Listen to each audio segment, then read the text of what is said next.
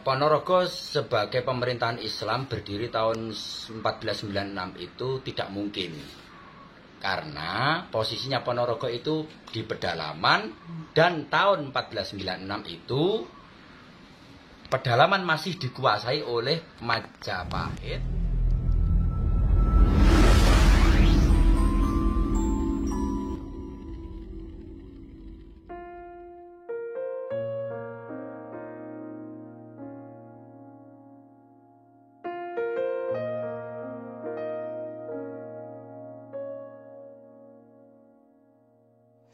Sedulur, kali ini kita akan kembali berbicara, membahas tentang sejarah Ponorogo. Seperti yang umum kita ketahui, bahwa Ponorogo menurut Babat yang ditulis oleh Purwowijoyo didirikan pada tanggal 11 Agustus tahun 1496 Masehi. Data tentang tanggal dan tahun berdirinya Kabupaten Ponorogo ini diperoleh dari pembacaan Candra Sengkala yang ada pada Watu Gilang di Komplek Makam Bantoro Katong di Kelurahan Setono, Kecamatan Jenangan, Kabupaten Ponorogo. Akan tetapi, berdasarkan sumber-sumber lain yang mana dianggap sebagai salah satu sumber primer dalam sejarah pembacaan jejak-jejak penanda di tanah Jawa, maka akan dijumpai data dan fakta yang berbeda. Asumsi para sejarawan belakangan menengarai bahwa Ponorogo berdiri antara tahun 1520 Masehi sampai dengan maksimal 1525 Masehi. Ini berdasarkan fakta yang disepakati para sejarawan belakangan bahwa Batara Katong adalah putra dari Adipati Wurawan, Raden Gugur, yang ditaklukkan oleh pasukan dari Demak di bawah Sultan Trenggono pada tahun 1519.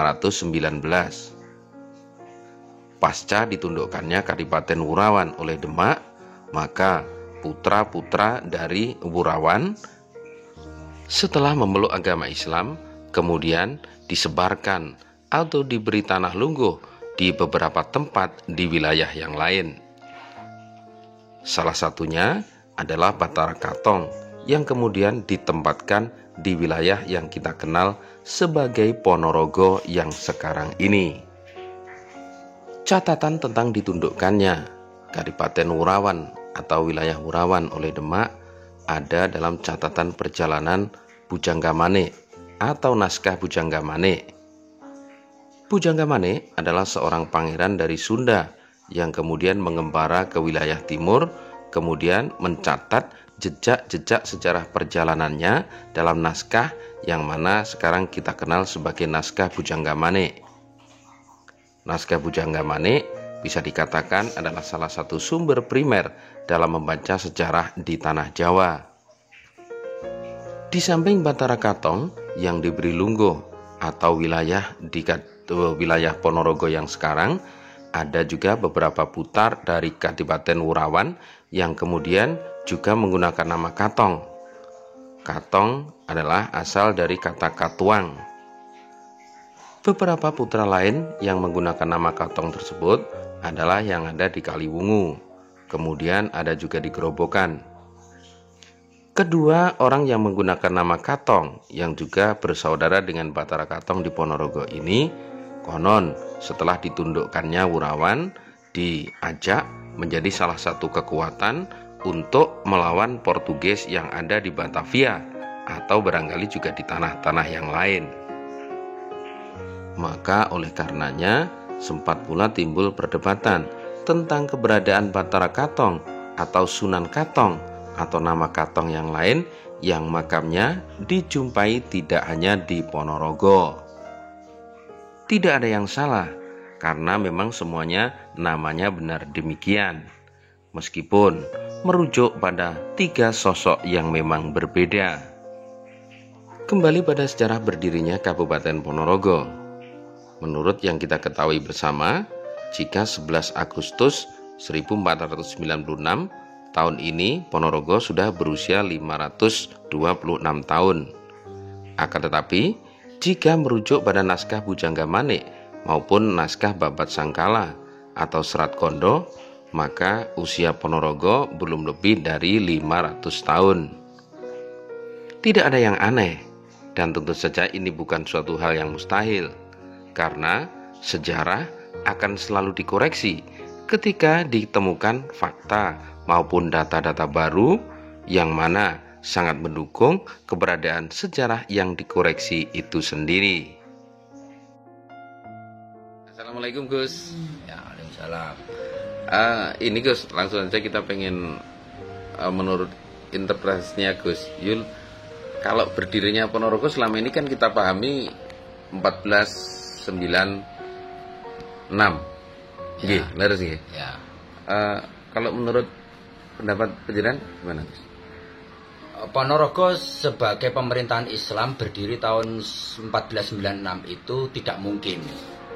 Karena posisinya Ponorogo itu di pedalaman, dan tahun 1496 itu pedalaman masih dikuasai oleh Majapahit yang rajanya adalah Ranawijaya, patihnya Patih Amdura. Dan itu dua orang ini sangat anti kepada Islam. Maka tidak mungkin di wilayahnya, di pedalaman berdiri kerajaan Islam Atau pemerintahan Islam. Yang lebih memungkinkan gimana? Yang lebih memungkinkan berdirinya Ponorogo yang ini adalah pemerintahan Islam didirikan oleh Betara Katong, itu yang paling memungkinkan adalah tahunnya itu sekitar 1520 atau 1521, sekitaran itu. Berdasarkan apa? Berdasarkan desakan orang-orang Demak atau orang-orang Islam yang ada di pesisir utara yang dipimpin oleh Sultan Trenggono menyerbu ke pedalaman yang bermaksud meruntuhkan, yang maksud berperang dengan kerajaan Majapahit. Nah, itu mulai wilayah-wilayah bawahan Majapahit itu jatuh satu persatu ke tangan pasukan Demak ini. Nah, itu tahunnya yang cocok, itu berdirinya Ponorogo itu 1519, 1520 atau 1521 antara itu. Atau banter-banter 1525. Iya. Itu karena penguasa pertama, Betara Katong tadi adalah putra dari Wurawan. Ngerti nih Gus? Ya. Otomatis menjadi Muslim setelah Wurawan sendiri ditundukkan oleh. Lah prosesnya itu adalah pada mulanya orang-orang Muslim dari pesisir utara yang diinisiasi, yang dikoordinir oleh kerajaan Demak Bintoro itu menduduki kerajaan Gelang-Gelang, kerajaan Wurawan. Itu diduduki dulu. Itu disebutkan oleh Bujangga Manik yang dari pangeran dari Sunda itu. Dari Sunda ke yang kebetulan melintas lewat di Wurawan, dan Bujangga Manik menulis di dalam catatannya bahwa Gelang-Gelang atau Wurawan itu sudah diduduki oleh Demak Bintoro. Nah, dari situ nah, setelah orang-orang Demak Bintoro ini menduduki Wurawan atau kerajaan Gelang-Gelang, para tawanan dari kerajaan Gelang-Gelang ini digerakkan oleh orang-orang militer Demak Bintoro, disebar ke berbagai daerah, salah satunya Betara Katong, berdirilah Ponorogo. Lah, jatuhnya kerajaan Gelang-Gelang di tangan orang-orang Demak ini tahunnya sekitar 1519. Ya. Itu sumbernya dari catatan-catatan tadi. Sumbernya adalah Bujangga Manik. Namanya Serat Bujangga Manik. Iya. Itu terus juga ada Serat Kanda dan Babat Sangkala yang dibahas oleh Haji de Graaf. Tapi kalau di Serat Kondo kan jatuhnya Gegelang atau Wurawan itu ya tahunnya beda ya? Tahunnya beda tahun. Kalau tahunnya itu ya mungkin Serat Kanda sama Babat Sangkala itu agak lupa. Iya. Yang bisa yang bernilai historis, yang jelas Wurawan atau kerajaan Gelang-Gelang itu jatuh oleh pasukan Demak. Untuk tahunnya ya kita menyusun sendiri. Iya. Kita perbaiki tahunnya. Atas dasar dari apa yang tercatat oleh Bujangga Manik. Dan ini kan laporan perjalanan ya semacam itu, jadi lebih akurat. Lebih akurat. Kayak yang Tom Bires itu kan juga catatan perjalanan. Kalau yang selama ini kan kita pahami 1496 itu Suwargi Mbah Pur dulu ngambilnya dari mana itu? Itu ngambilnya ini Babat Ponorogo ini di sini. Nih. Di sini sama sini. Ini Mbah Pur itu mendeskripsikan berdirinya Ponorogo itu tahun 1496 bulan Agustus tanggal 11. Itu sumbernya Mbah Pur adalah membaca di angka yang disimbolkan di batu gilang yang ada di makam Stono. Ya cuman begitu aja. Sedangkan Condro Sengkolo yang ada di batu gilang di makam Stono itu ya hanya Condro Sengkolo aja, ndak ada narasinya. Tidak tahu itu untuk menandai peristiwa itu apa tidak tahu, gitu. Itu tidak jelas itu narasi untuk menandai apa, tidak jelas, tapi itu diambil oleh Mbah Pur untuk mendeskripsikan berdirinya Ponorogo.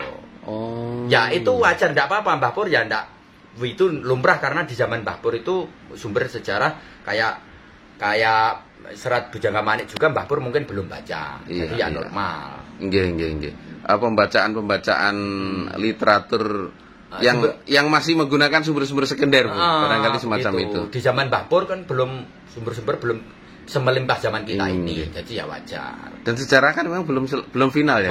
Sejarah yang selalu koma. Iya, ketika ada bukti baru maka sejarah tersebut akan dikoreksi. Betul begitu. Nggih. Matur nuwun sangat, Gus. Ya, Assalamualaikum. Ini obrolan kita dengan Gus Zulhaq tentang bagaimana sejarah Ponorogo yang memang sedikit banyak perlu kita koreksi karena banyak hal-hal baru yang belakangan ditemukan sebagai bahan diskusi, sehingga ke depan apa yang sudah menjadi sejarah Ponorogo selama ini, karena seperti tadi kita bahas sejarah itu belum final, akan dikoreksi lagi ketika ada bukti-bukti baru yang ditemukan. Matur nuwun. Selanjutnya kita setelah ini bisa bahas sejarah Reog. Siap. Sejarah Jatil. Nggih. Sejarah Dadak Merak. Iya. Banyak yang akan kita bahas. Matur nuwun sudah mengikuti video ini, semoga bermanfaat. Assalamualaikum warahmatullahi wabarakatuh.